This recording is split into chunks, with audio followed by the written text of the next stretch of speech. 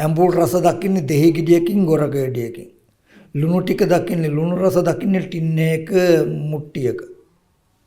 නමුත් හොඳට බලන්න දිවට මෙහෙම කළා රස ටිකක් තිබ්බහම ජීවා විඥානයත් ගියාම ඕගොල්ලන්ට දැනෙන එකට ලුණු රස කියනව නෙමෙයිද කියලා? ලුණු රස කියලා රූපයකට කිව්වද ඕගොල්ලන්ට දැනෙන එකට කිව්වද? ඕගොල්ලන්ට දැනෙන එකට තිත්ත රස කිව්ව නෙමෙයිද? ඕගොල්ලන්ට දැනෙන එකට පැණි රස කිව්ව නෙමෙයිද? එහෙනම් එතන තිත්ත රස ලුණු රස පැණි රස ස්පර්ශ නැති වෙනවා නම් බාහිර ලුණු රස තිත්ත රස වල තියෙයිද ඕගොල්ලන්ට? හිටින්නේ. දැන් අද බලන්නකෝ අපිට භවය කියන්නේ අපි හිතාගෙන ඉන්නවා මෙහෙ ගියොත් ලුණු රස ඕන තරම් ගන්න පුළුවන් කඩවල් ගානගේ ලුණු ගත්ත හැකි. ඇඹුල් රස තියෙන ගොරක වල ඇඹුල් රස තියෙන ගොරක ගත්ත හැකි ඕන තරම් ඇඹුල් රස ගත්ත හැකි.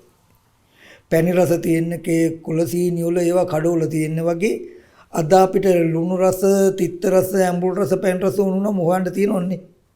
ඒ මොකද අර ස්පර්ශය නිසා දැනෙන ලුණු රස අපි මේ රසය ආවේ මෙන්න මේකෙන් කියලා අර සුදු පාට කැට තියෙන ඇහැට පෙනුණු රූපයකට බඳිනවා.